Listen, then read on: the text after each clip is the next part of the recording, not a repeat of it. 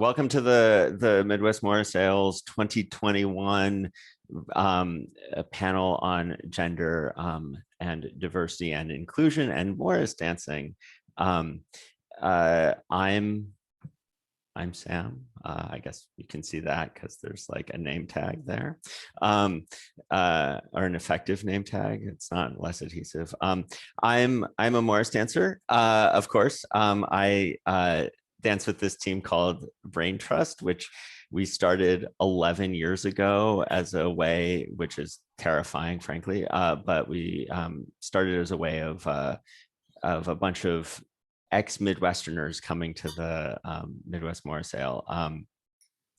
I also dance with this team called Bowery, the Bowery Boys, in New York City, which is a men's team that has been around for 41 or 2 years, which is also kind of frightening. And I also was a women's studies major in college, though that was a long time ago. And so I've been thinking a lot about gender and Morris dancing for a long time. And I think it's a really interesting and important sort of thing to think about. And I think that like there's a lot of sort of interesting history here. It's one of the sort of things that I'm most excited about is that like all of the people on this panel, I think almost, maybe not Meg, but we're at my first Midwest Morris Sale in 2003. And so I've sort of like very much grown up as a Morris dancer, talking to all of you and dancing with all of you. And so I think this is going to be really exciting. We've put a lot of thought into like who we would have on this panel, and there's a lot of like, how do we get the right balance of people from Minnesota and people who are not from Minnesota, as well as different kinds of gender related Morris dancing experiences, right? Like you explain Morris dancing to someone and you're like, you like have to take this pause and be like, actually, like there are men's teams and that's still a thing. And so it's a sort of interesting, there's like a lot of potential gender experiences and kinds of team experiences that people have. So I just, before we got any further, I wanted to like ask the panel to like briefly introduce yourselves and say like which teams you've danced on and currently dance on, and anything, any sort of short introductory remarks that you would like to sort of introduce. Maybe Denise could start. Sure. Hi, I'm Denise Kania. I am on the Bells of the North, have been on the Bells of the North since December of 1979. Have held, if there is an office, I've held the office. On the team, I dance, I play music. I have also been musician on the Braggarts since, I don't know what, 1990 or something, and play for Great Northern Border, played for Northern Lights, the kids team here in the Twin Cities, though that's not an active team at the moment. So I've been around a long time. All of the kids grew up. The kids grew up. We have a few more now, but they're not quite there yet. So yeah, we're working on it. Someday. Meg, do you wanna go next? Sure. My name is Meg. Sometimes with one G, right now with two. It varies, and by some previous names as well. But I've been a dancer with Morris since 2003. I joined at the same 2003 Ale was my first time as well, first Ale. I've danced with a variety of teams over a variety of different genders. We've got the Minnesota Traditional Morris, Uptown on the Lakes, Bad Kitty, Mossy Backs, Sound and Fury, and currently with Brain Trust right now. Yeah, Brain Trust. I've been like saying the second G in my head. Brain Trust has two Megs, and so I like say Meg, and then like I have to like not actually do that, but in my head that's what's happening. Marc, thank you for joining us. Marc, do you want to go next? Couple of seconds here. Okay, now I'm unmuted. All right. I'm Marc Scovill. So I've been dancing Morris since about 98. Primary team is Cotswold, Minnesota Traditional Morris men's team. Been around since the early 70s. So longest standing team, I think, in the Twin Cities here, and has developed a lot of traditions over the years. But I've danced with a lot of other people as well. Bittermash Border, which is a men's border team with a mixed band. Great Northern Border, which went through a bit of a transition from a men's team to an open team some time ago. And Guys with Ties. Hopefully everybody knows all about Guys with Ties. They're a wonderful. How could you not? And I've practiced or danced with most of the other teams in the Twin Cities at one time or another, just because I kind of love them all and like getting together with them. Good reason. The interaction. Totally. Marc also led a workshop. I was like, as we were preparing for this, I was like, oh, right. Marc was at a brain trust practice, which is a distinction that like few like that is like actually not very common, because brain trust practices are a weird and sort of peculiar thing.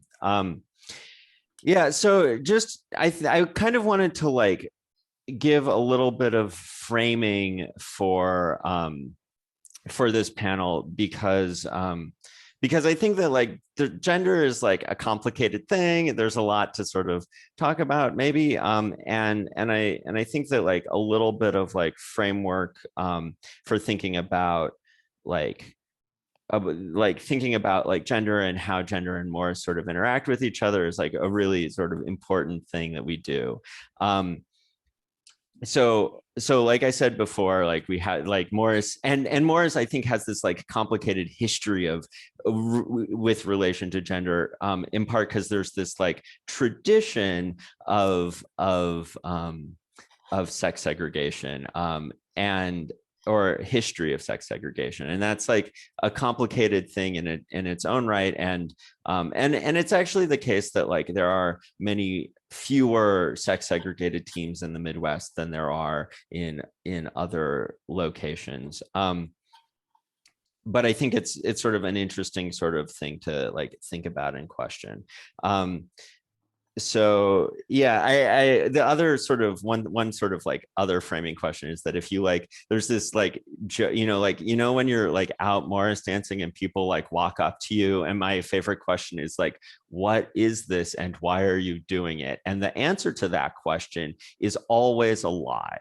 Right, like, because it's fun, like it's dancing, or whatever. And so I sort of, there's this like joke that like runs through my mind when that happens, is like if you ask 10 different Morris dancers a question about Morris dancing, they will tell you 10 different things every time. That's like the only sort of like reliable truth about Morris dancing, in my opinion. And so I think like some of the, like, I think that like in some ways, like we have to acknowledge that like the actual history of Morris dancing is sort of complicated, and also like we don't always as dancers like think about all of those things, or like it's not super important to know about like the history of Morris dancing in order to be a Morris dancer, right? Because it's just fun and we love doing it and we love this community as well. I think that so I wanted to like but having said that, I wanted to sort of like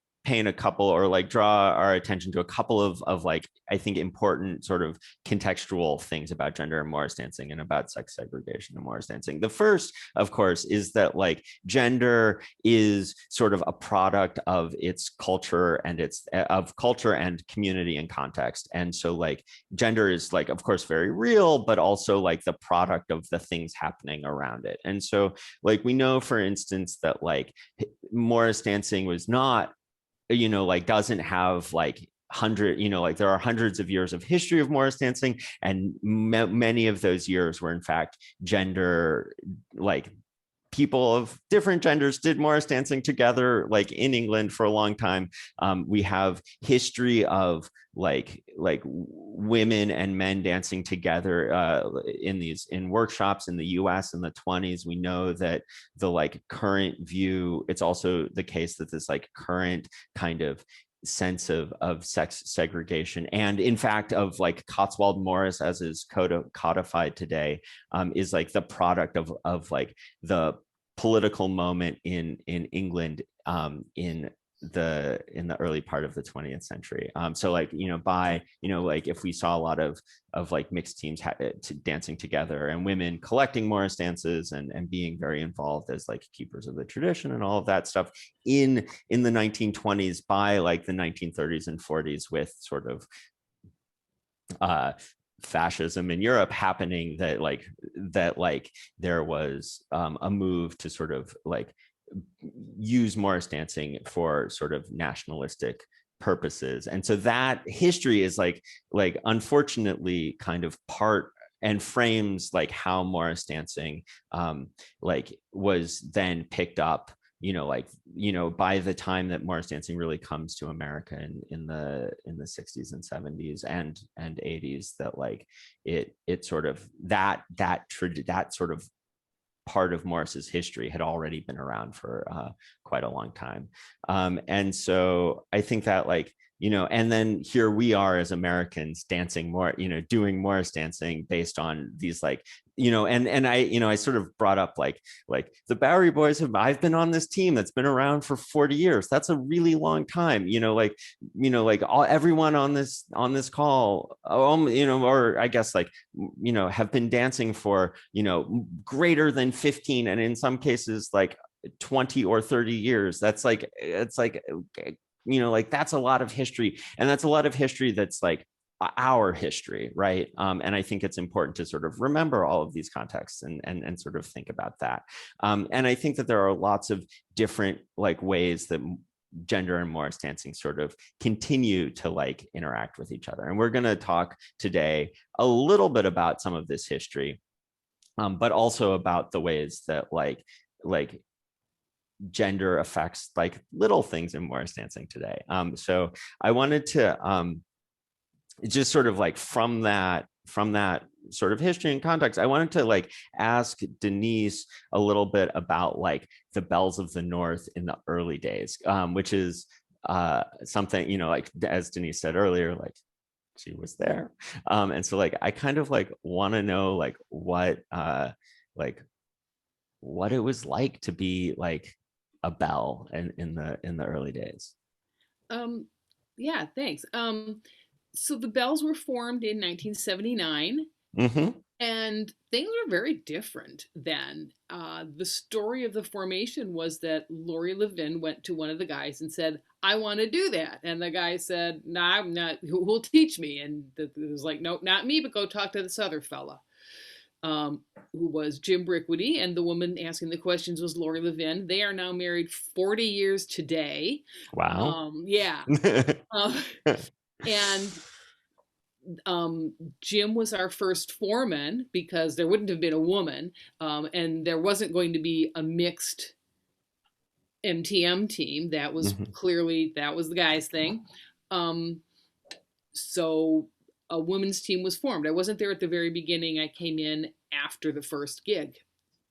But the energy around men, women dancing Morris was really different than what I experienced today. At that time, I would say the early 80s in particular, and I don't know if this was just we were a new team or we were a new women's team with a men's team in town, we spent a lot of our energy needing to be as good as the guys. And that took various forms, what we did for that, but that's very different than how what we look for today when we just want to dance well. And it's not in reference to this gendered team or that gendered team. It's we know what good dancing looks like. We want to do that. But it's not about, we want to be women, I don't know how to say it. It's not a novelty now that we're women dancing Morris. We're a women's team and we dance Morris, and we like to think we do it pretty well. I think you do it pretty well. Thank you. But it's the energy around it is we want to do it because we want to do it because it's fun, not because it's fun. We need to look better than the guys. I mean, you do. Sorry, Marc. But I mean, I think it's a very different motivation. Yeah. The motivation feels different now than then. And whether that's a product of 40 years of Morris dancing or changing times, I can't totally say. Yeah. There's some of each. No, I think it's definitely true. This notion of like women's teams being like very, very precise and very like athletic definitely like is a thing I've seen in other communities where like the local women's team is like very precise and very like rigorous about dancing well in a way that like the men are not. In the early days, we as a team, we did not have big capers. Mm-hmm. There were a lot of things around that relevant to what we wore to dance, and that might be a topic we cover later down the line. I don't know. And what was expected of women, and yeah, we Jim Brickwoody ultimately wrote a tradition, Minneapolis on Mississippi, for the team, and there were no big capers in that. Those were an addition 20 or 25 years later by another team. But it just wasn't really thought that was a thing we could do until we started doing it, and then the kit did not work. Right. You know? Yeah.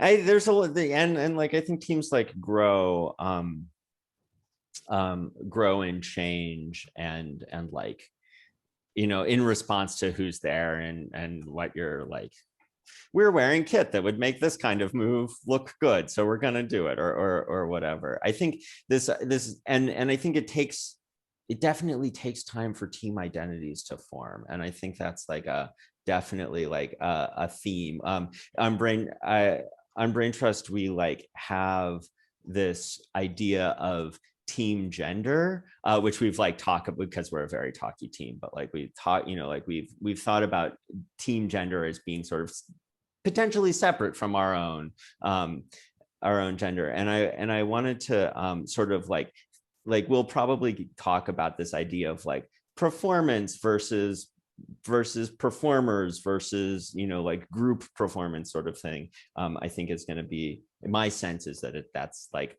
a thread that we'll want to pull on a little bit, but I wanted to like talk a little bit with Megg about this like idea of like team identity and team gender as a like and how that like sits with you, if that makes sense as a question. I can try again if I bungled it. No, that's fine. I think I've never been in any team discussions about the team's gender. I've only experienced it, and what I don't actually know what the team's gender is. It feels like a very queer space. It's true. It's true. And there are many genders, but. Yeah, I think we had this like, I think like in some ways we had this idea of like wanting to be like precise like women's teams, but also like kind of like there was like a little bit of like swagger in our like early in our early days, and I think that like comes out in the way that we approach dances.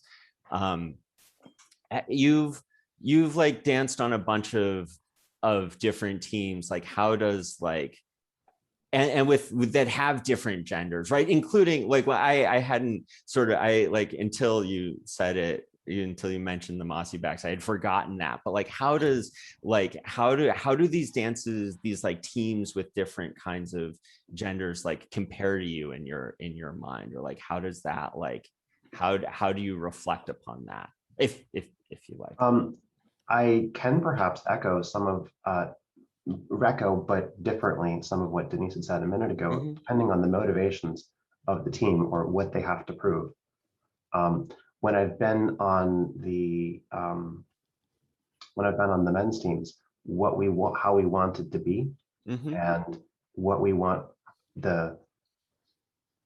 what we wanted to perform was sometimes a different thing than I would experience when I've been on, say, Upton on the Lakes or Sound and Fury, and how I might experience like sort of like the combined team gender of, say, Mossy Backs is a different experience than say MTM, though they're both men's teams. And then Brain Trust again is this sort of different thing. I think at some point you had said something about like there's what we do on the stage, but then there's also the part that is like how we like our gendered relaxation activities, like how we like.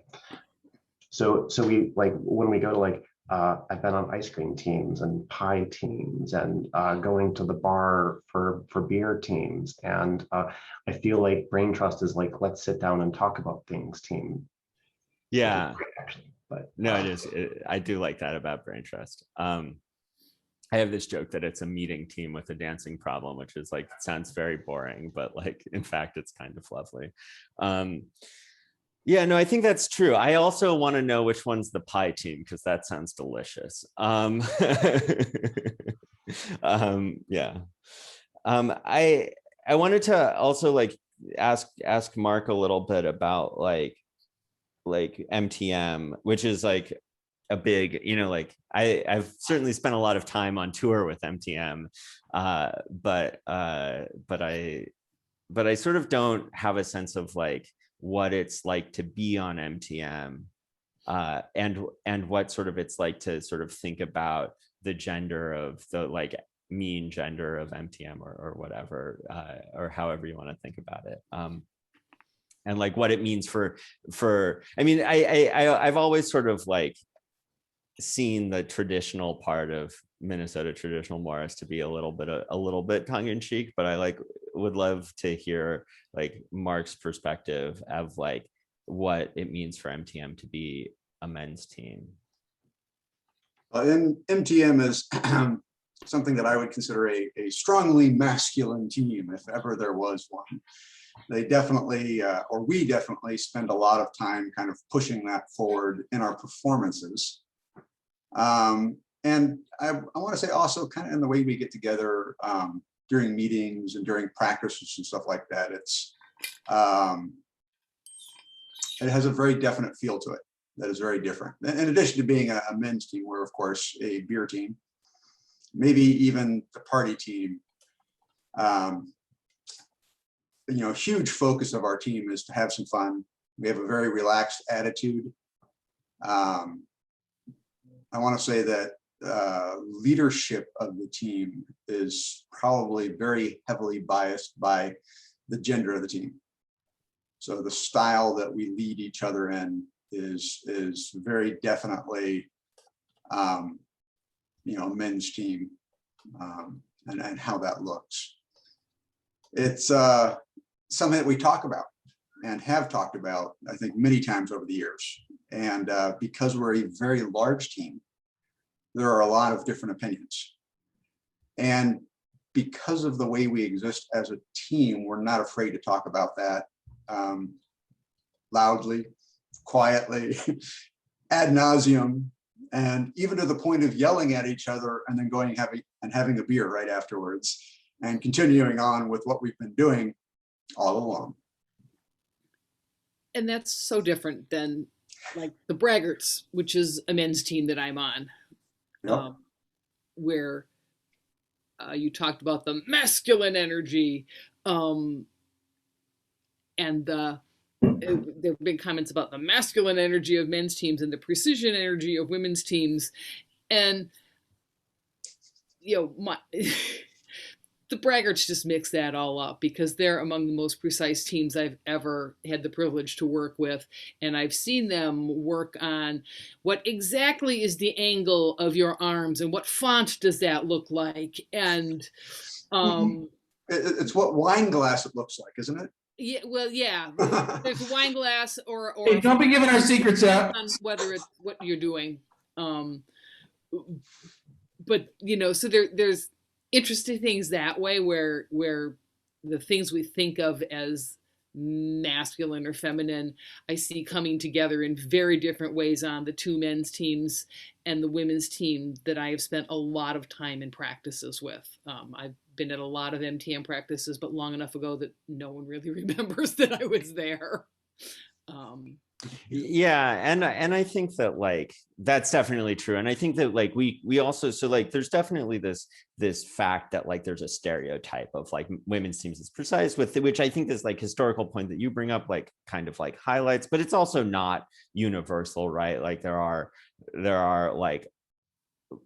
definitely like teams which that like, and I think the braggarts are actually a great example of this, that like don't necessarily fall into this category. And also like like the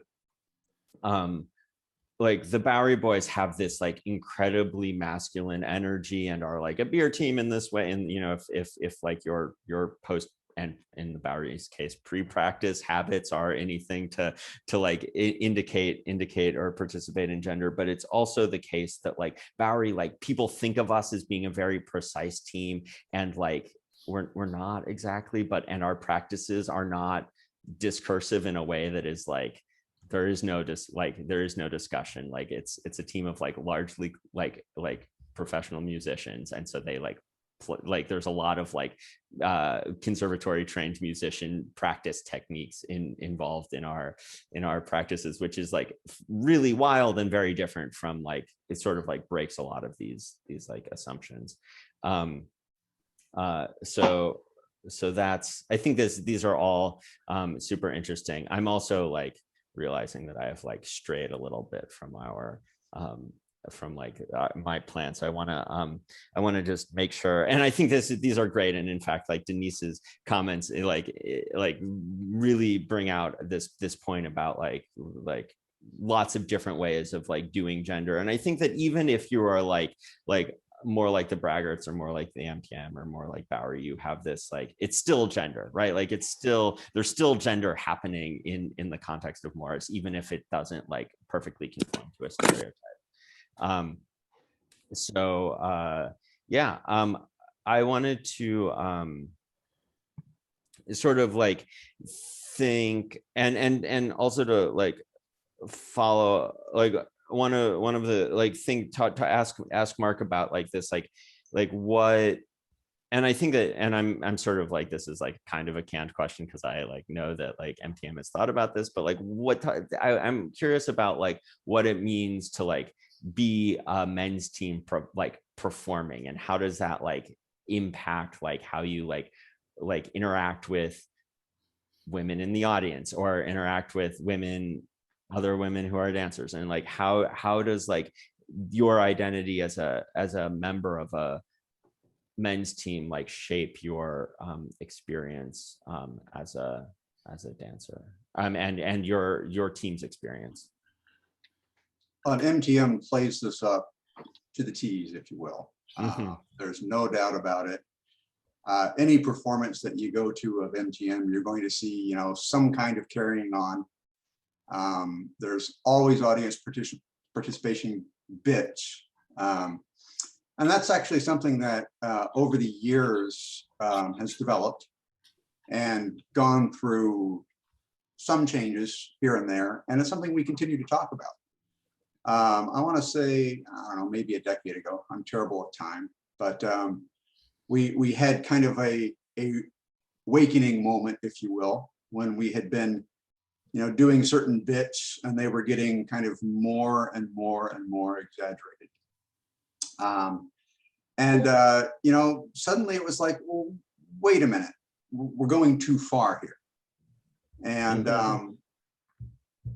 there's always different abilities to read the situation from different individuals. And when the performances were happening, we were seeing that there was some discomfort from some people. And so we had a lot of talks about this. and one of the things that came up is, of course, is that, you know, when you're interacting on stage with people that you've brought in, you don't know anything about them in their past. And you don't know, based on just a general look, whether or not they're actually comfortable with what's going on. They could be perfectly comfortable and very happy to be adored by 30 or 40 men, you know, coming by to give them hugs and kisses, whatever. Or they could be very uncomfortable and get out. But there's a huge middle ground in this. And that huge middle ground is they could be very traumatized, but because they're in a performance, they're boxing that and putting it aside, right? And there's kind of just this whole range of where that can happen. So after having a lot of talks about this as a team, we basically came up with certain parameters that we should be using in performances so that, you know, people are not overwhelmed. We also have a little bit more of a pre-preparation for somebody coming on stage, where the fool will, you know, spend a little bit of time talking to them ahead of time. If somebody's volunteered, you know, and dragged in from the audience for this presentation of some sort.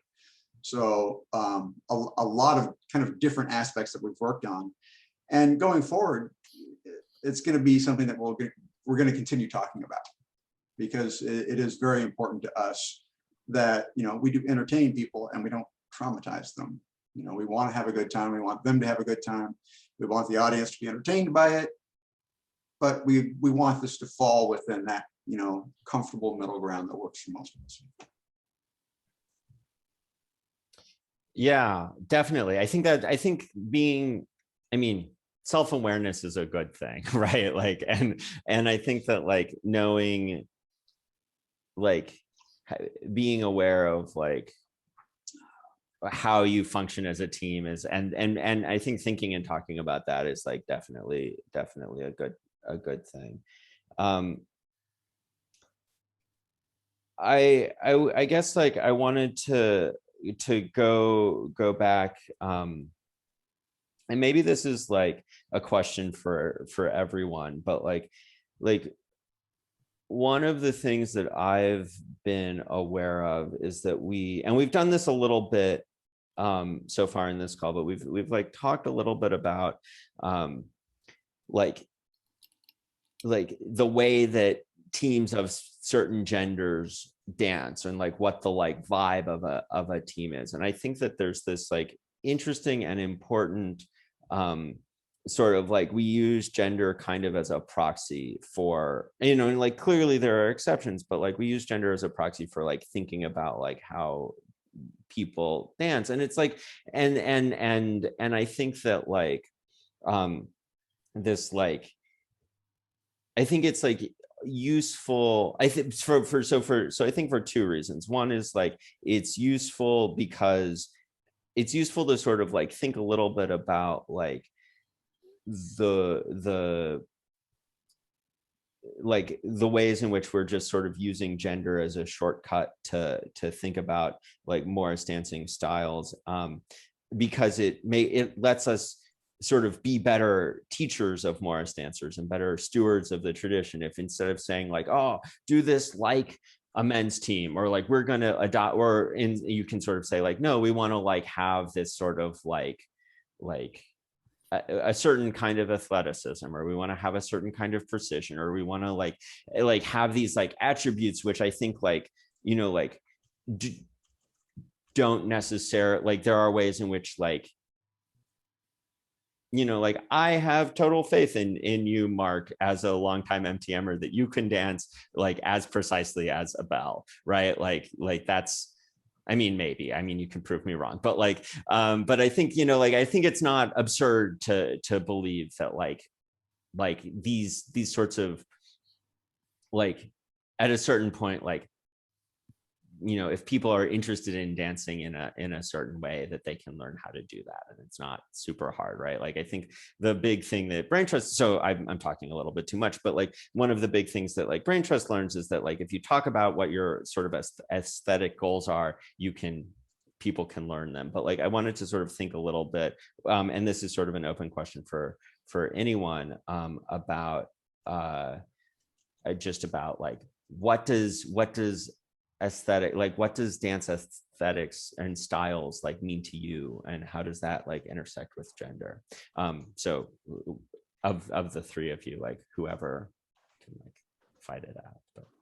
Well, my precision, all of it came from, of course, practicing with the bells. I will say that there's just a huge dynamic across individuals. Yeah.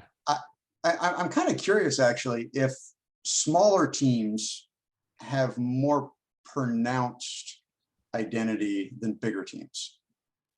Maybe that's a question that Meg would have the answer, or maybe be able to offer something.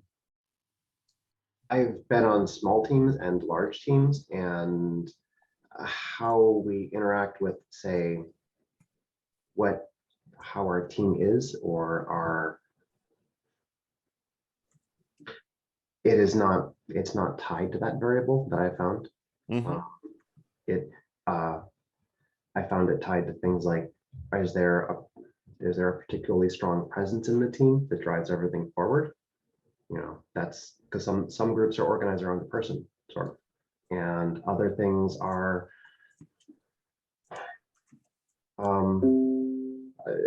different. Like, you know, so like the things from MTM, that always seemed like a thing where we all fed off each other.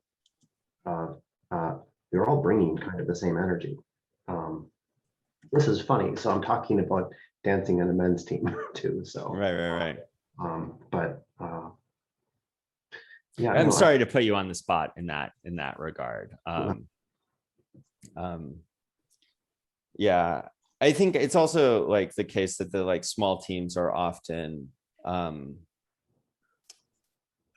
sort of more constrained by people, like who you need n number of people to make a set, and so you take your sort of like there's like less flexibility for sort of like polishing things, because you sort of need to sort of satisfy everyone, and there's less like I think there's like definitely like I think there's a way in which like having that sort of factor, like bigger teams sometimes can like have a little bit more flexibility to sort of behave differently, which is as sort of as you would expect. Denise, did you want to add anything to that question? I think I'm good here. Cool. I mean, I'm a little lost, but you know, there's so much of that power and grace thing and how those things balance out. And it's easy to think of the power as the masculine and the grace as the feminine, for whatever that's worth and not worth. As somebody coming out of a competitive gymnastics background, it's like, yeah, it's both. No, I think that's super true. And I think that like we, in some ways, like we talked about this earlier with this like precision thing is in fact very rigorous in some ways, even if it's like there's like less leapfrogging, right? Like if like the bells in 1983 were not doing leapfrogs, but like I presume I wasn't around for that, but like not in that kit we weren't. Yeah. To subtitle this for everyone, the bells in the 80s, and I don't know until when, like wore skirts as their kit until about 84 or 85, then green knee breeches, then white knee breeches, now white trousers. Kit's been stable since about 1989. For a while, yeah. The team that changes kit, but kit's been stable for a while now. Yeah, I like the I'm now on 2 teams which have like entirely store-bought kit, which is like a great innovation. And I encourage all of you new Morris dancers to like make the same decision because it's amazing. It's a lot easier. We can't get our fabric anymore. The fabric was last printed about 30 years ago. Yeah, wow. No, I gotta like I gotta go buy a vest from these people. It seemed to work. Yeah, no, I think that, and so maybe like I like debated like talking a little bit about kit, but I think that it's sort of an obvious like element here, right? Like, and I don't like, we don't need to sort of like go too far into kit, but like I think that like the kinds of decisions that we make about kit, like is like from the obvious, like many people who identify as women would not enjoy wearing suspenders as a like because it's less flattering. I guess like I wanted to like, again, sort of a question for the group, like, and maybe actually this is like, you don't all have to like respond, of course, but like what like how does like a team's kit impact the like way that you like think about dancing with them or think about participating in their kit or in their team? Sorry, I missed my words messed up. I can certainly talk about the differences in dancing in skirts versus any kind of breeches or trousers, because it made a huge difference on the bells as to what we thought we could do, what we did do. We were in skirts and started doing big capers, and somebody did a big caper and her bells got caught in some of the various floofy layers that were going on, and she could have been seriously hurt as opposed to just seriously honked off. And then very shortly after that, we needed to do a serious kit change, and that did change what we danced and how we danced. Again, back in the 80s, we started out with a U-neck vest that laced in the front with knee breeches, which basically looked like Victorian underwear. We started, it was U-neck with skirts, but then we switched to knee breeches, then it looked like Victorian underwear, so we had to switch to a V-neck. I mean, there's all this stuff that I don't think that the male teams really had to deal with. When we had skirts, we had to wear our bells down on our ankles because if you wear them up on your shins, you look like gorilla legs and this and that, and just all this stuff that was a part of our experience. And the guys are like, yeah, we got shirts and pants and baldricks, go. I mean, it was just, the baldricks look crappy on everyone, so there's that. Yeah, well, yeah, it can be done, but I think the more curves you add to a body, I think the harder it is to make a baldric look good. And it sort of doesn't initially sort of, you don't look at a baldric and go like, that is a garment that needs to be tailored. And I think like in order to make them look good, they do. And instead we take this baldric and like put it on anyone who has arms, and like it doesn't, it ends up looking, I might have a little bit of like post baldric team angst. This is like a thing Spider and I talk about, of being in like the Capering Roysters and Ravenswood Morris had like particularly intense baldricks. Yeah, baldricks were immediately ruled out for the bells, as were suspenders. Yeah, the fact that you can buy suspenders though is like quite nice. That's a lovely thing, because if you do vests, again, if you are a team that has curvy bodies, those are a custom fit item. Yeah, if you want to be fancy about it. Yeah, totally. Does anyone else want to talk about kit?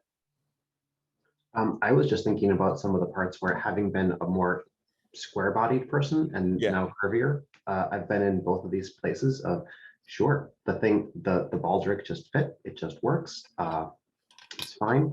And now I find that things don't fit very well in my body, but that's perhaps more personal, but that is definitely a thing that I saw this change occur, at least in my own experience. I think like your experiences, at least on our team, not super uncommon, and I think and super real. You know, like I mean, pants are just like and the way in which we like want to like wear pants that like mostly fit, but also that you can move around in is like a very challenging thing to do. And one of the we had a little. So we had a little conversation about this like a week ago, and Denise brought up this point about like not only do our attitudes about gender change and the way that our clothing fit, of course, that changes over time as well, but the things you can get pants made out of like has changed a lot in the last 40 years, let's say, right? Like the advent of elastics in pants, like just like make a lot of things possible that like weren't in the early 80s. And I think that's real. Yeah, getting them to fit again is a tricky thing. That's a lot easier with modern fabrics, with a little bit of stretch and give in. Yeah. No, it's absolutely true.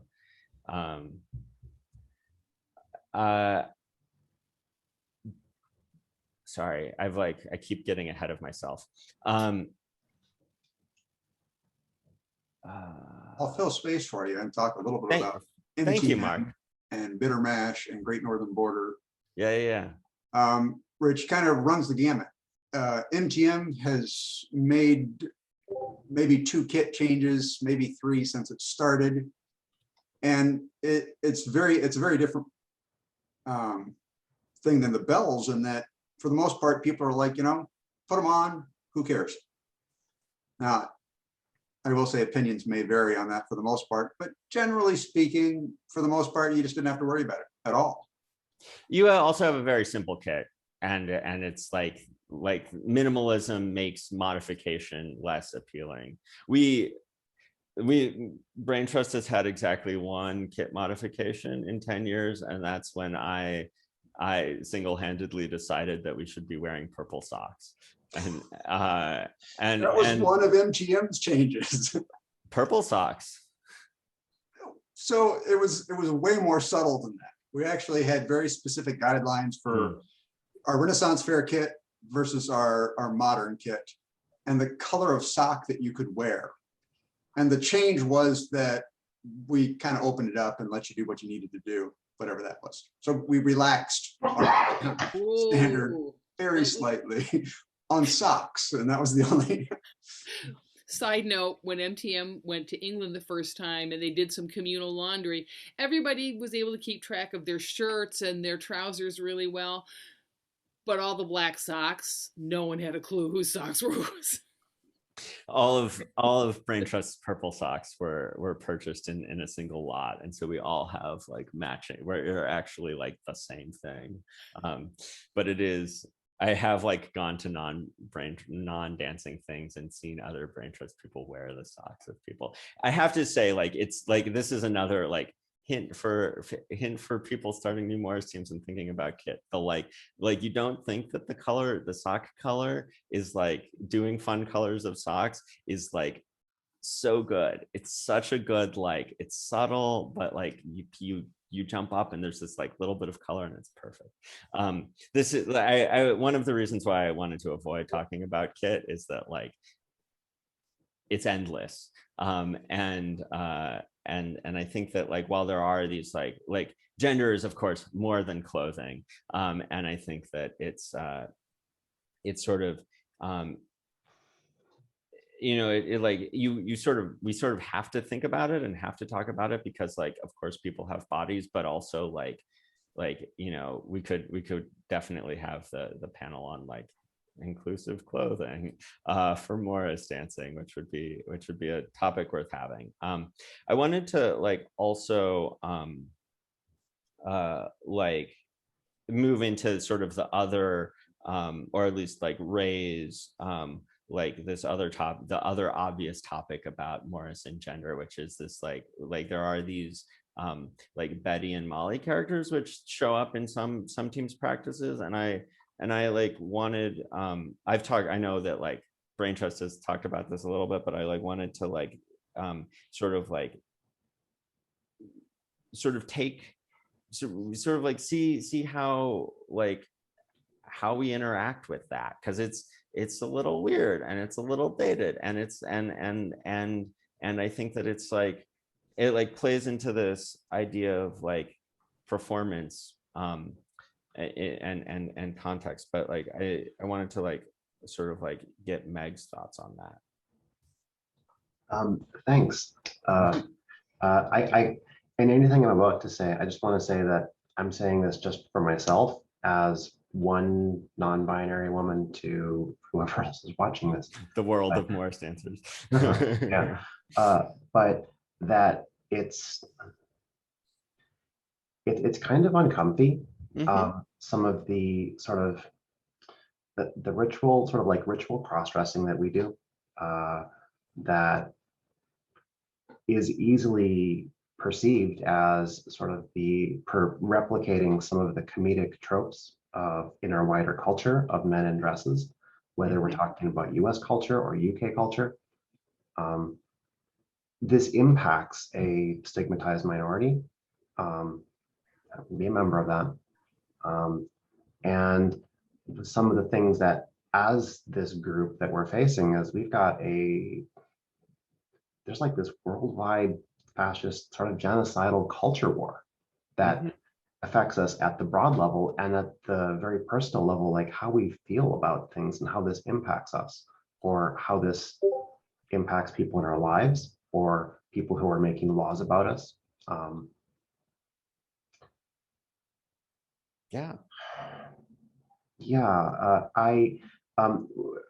was thinking about this sort of before we came to this panel, and I was having thoughts like, well, so this thing exists, and I've actually really loved these characters as well, and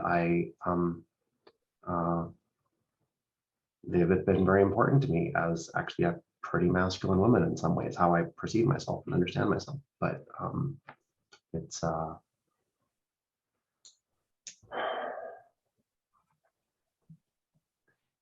my belief or perception is that it possibly looks to people who don't understand that this is that we're citing a ritual context that says like this is a Betty character and it goes back away and here's the history and here's the context to understand it in, or that it is intended to be understood in, versus what it looks like is it looks like there's a guy wearing a dress, which is actually true.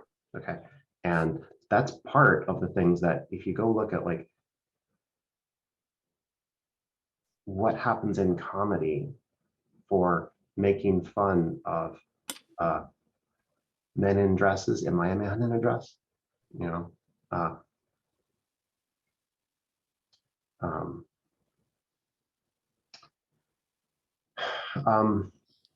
when I thought about like what are ways to like work through this, and I kind of feel like this is a whole separate discussion that is worth talking with more than just me on it, but or as the only, you know, say trans feminine person talking on it, that I was like, well, I did a rewatch of the documentary Disclosure last night, just to be like, is this a resource that I would say like, hey, just to consider some of the context of how this actually exists for people who are not embedded within the Morris culture, because that's almost everyone else. Also, I'm in the Morris culture and I still perceive things like this as like kind of uncomfy. I love the people that have been doing this already. Yeah.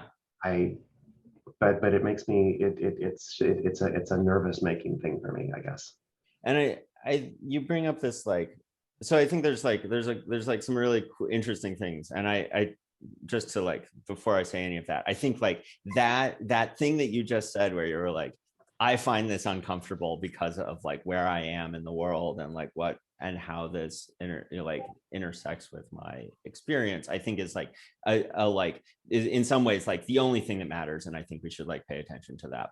But also I think there is this like, there are these people that I like know and understand, and I understand where they're coming from, and I like appreciate what they've done, but also like I know that other people like don't have that history. And in some ways, like I think one of the things about this, about all of this panel, is that like gender happens in a social context, Morris happens in a social context, and then we see it via our present and contemporary eyes. And so like in some ways it doesn't really matter that like, you know, like all of the history like doesn't really matter, because like we're still like, you're still like, there still is this Betty character, and like you bring the character out in front of like people with 2021 eyes. I mean,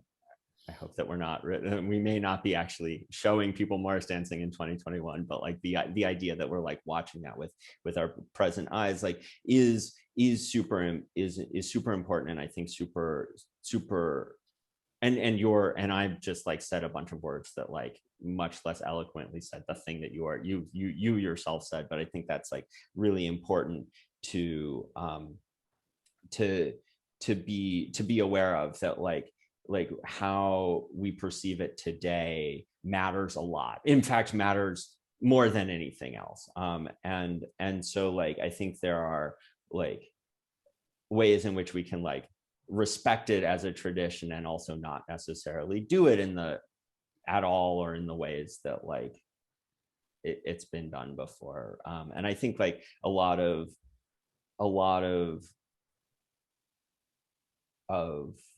Morris dancing, or a lot of like being a contemporary Morris dancer, is like thinking about this idea of tradition and how we interact with it, both in the like do the same thing that you always did, and also don't always do the same thing that you always did. And I think there's like some interesting ways as people who like are Morris dancers to like reflect on how we and our teams practice this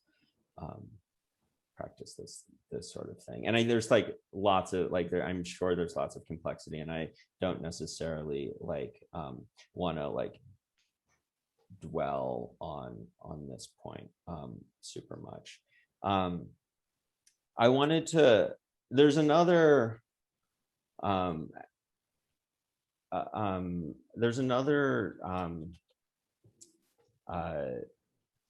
another sort of like aspect of gender that I think is like interesting to sort of touch on, which is sort of separate from what we've just been talking about. And this is sort of more for everyone. But I said this to Spider last weekend or something, that like one of the great things about being on a men's team is that it means that all of the emotional labor for organizing the team gets done by men necessarily, at least in the case of the Bowery Boys, right? Like, and I think that like how teams, and maybe this is more of a question about that, like it's more applicable to mixed teams, but like how do your teams sort of manage the work of organizing the people and doing the kind of organizational labor that isn't let's dance, but actually like let's make sure we have a practice space, and let's make sure we have someone to tour with, and all of those things. Like I wanted to sort of like have everyone think about, or have everyone sort of reflect on like how their different teams sort of handle that like organizational work or organizational part of Morris. You know, like Marc, maybe I just chose to call on someone, but like if Marc wants to start, that would be cool. Happy to jump in here. I was Squire of MTM, Yeah. biggest, oldest men's team in the Twin Cities, and it's really been built up so much so that it pretty much runs itself. Mm-hmm. And if you step in front of the group and say, let's do this thing, and it's the thing that we're of course going to do anyways, then we go off and we do it, and everybody says, yeah, he's a good leader, because he's telling us that we're going to do exactly what we're going to do anyways. So there's a huge amount of momentum behind that. which is good and bad, of course, because when we come up with like the topic that I talked about earlier, where we're talking about interacting with the audience and how that might have been problematic, but we hadn't been talking about that, then that's, you know, turning a big ship. And that's a little bit harder. But the day-to-day stuff that we've been doing for 40 years and will continue to do tends to carry itself. Actually, the first time we did May Day, somebody told me, I think when we showed up, oh yeah, you need to make sure everybody knows when they're supposed to dance. And NTM kind of, you know, maybe for May Day acts like the pivot point, if you will, for how the day is going to go. And I was like, oh, wait a minute, really? But of course, this is another thing that's been built on tradition. So we really don't do much other than say, oh yeah, now we have this next team coming up, and they already know that, and they're already ready for it, and they take care of it and just hop right in. Other teams that I've interacted with have very different styles of how they handle those organizational pieces. And I want to say what I think I've seen is a lot more work being done by those people. It's not to say that we don't do that work ourselves, but we've got pretty heavy tracks laid down ahead of us that are fairly easy to, you know, just jump in and run along. So that's the take for the biggest team I'm on. The other teams, guys with ties, I want to say that we actually have a standing policy that when somebody asks us who's in charge, our standing order is, no, we only point one direction, not both directions. But it's pretty much, you know, point at the guy next to you. And it just goes around in a circle because we do very much lead collectively. We implement dances collectively. We do a lot of stuff like that. But again, very small group. And then there's oftentimes split management. I would say for like Great Northern Border, we've got kind of a management structure for our musicians that they kind of take care of, and the dancers kind of take care of theirs, or more specifically, Temple takes care of us for the most part. Yeah. No, But, I think you know, and then there's a person. There's a person who does it. Denise, did you want to like, do you have anything to sort of add or highlight there? I feel like the teams I've been the most involved with, there are people who tend to have those organizational leanings, who tend to drift into those positions. And then sometimes they're there for a long time. Sometimes they're there longer than maybe they really want to be, but I'm not sure. The teams that I am the most closely affiliated with, I don't see that there's much of a gender part to that, but the you know, I don't know. Yeah. No, that's certainly valid. And I think that like it's different on single right. I'm on single sex teams, so I don't see that as a you know how genders are operating differently when they're together. Yeah. Megg, do you? With the exception of Great Northern Border, but yeah. Great Northern Border has always struck me as a like as but again, it's the same. Certain people just drift to there are people who want stuff done and realize that if it needs to be done, they get to do it. Yeah. If I want it done this way, I get to do it, kind of thing. And that a team I haven't really seen like election processes. Yeah. Megg, do you have anything? Do you want to add anything to that? I think I would possibly just end up repeating things that perhaps Marc and Denise have already said. That's fair. So I've just seen that people who are interested seem to do it. And I'd like to do more, but I find that my ability to actually not be, I'm more disorganized than that. Listen, I have some. I can share some brain trust squiring with you if you're super eager, because there's stuff. Brain trust doesn't really have that, except that I end up writing a lot of emails sometimes, or not. I went through anyway. Doesn't matter. We're getting really close to the end of the panel, and I think we've covered many of the things that I really wanted to talk about. If we could, I want to sort of thank everyone. I hope that I'm not shooting the gun here, but I wanted to sort of give everyone all of the panelists a chance to sort of offer a take-home message, or a concluding remarks, or just say a sentence or two about what you hoped people would get from this panel, and what you sort of whatever you like as a take-home message. Let's start with Meg, because I don't know, we'll go in reverse of the last question. If I can remember what the order was. Thanks. Yeah, so if I'm thinking about things, some of the things that it's different, and I'm still processing and considering what it means to be sort of an alumni member of teams that I don't really fit the identity of anymore.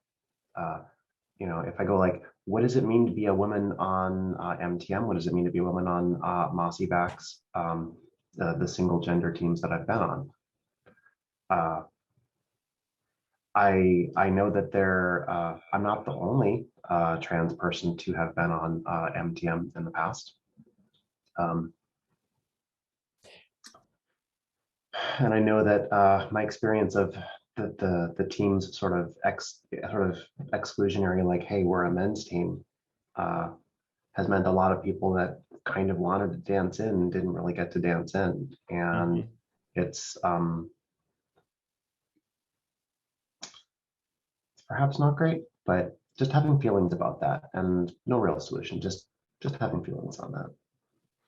Yeah, no, I think that's definitely, I've been having a lot of conversations about what it means for legacy single gender teams to rethink what it means for their gender to be, and that's a whole nother conversation which we won't get into.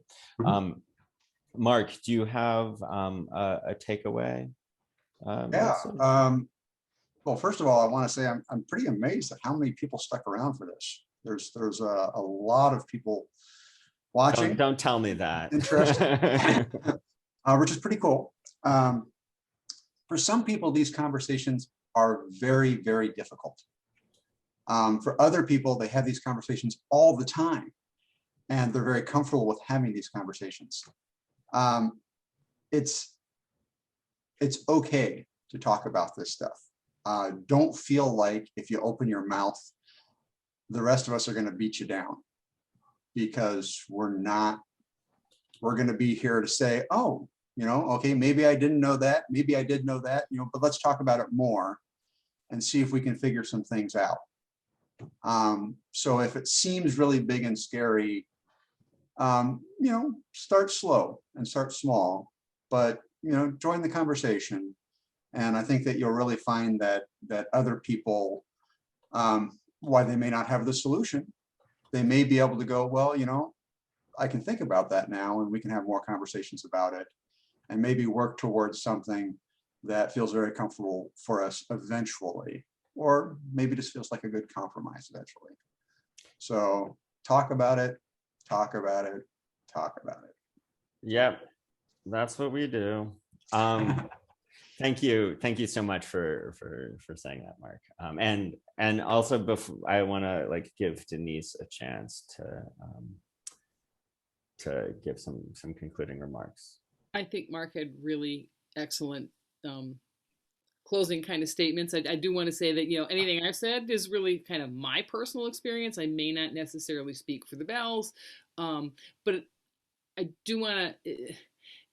The being on the single gender team has been it is about being a women's team, and it's not about being a women's team. it's about good dancing, but it is also about, wow, this is a bunch of women. And it's both. Mhm. And it's, yeah, it's not something I would want to give up, but I think those are really important conversations about teams and genders and all that stuff. I'm operating on so many years of history that, that I think that does bear intense conversation. What does this look like? Does it need to look like what it has looked like? What are the things that are great about it that like are really great about it, and what are the things that like are just like things that we've always done? Right. And I tend to operate on autopilot. This is just what we've done, and doesn't mean it's right or the way. But Totally. it's really good to look at and be intentional about what we are doing and why we are doing it and how can we do it better. Totally, very much. Well, I wanted to thank everyone. That was perfect. And I wanted to thank everyone for your participation and for sticking around. Like everyone said, I had a lot of fun. I hope this went really well. We're going to end recording.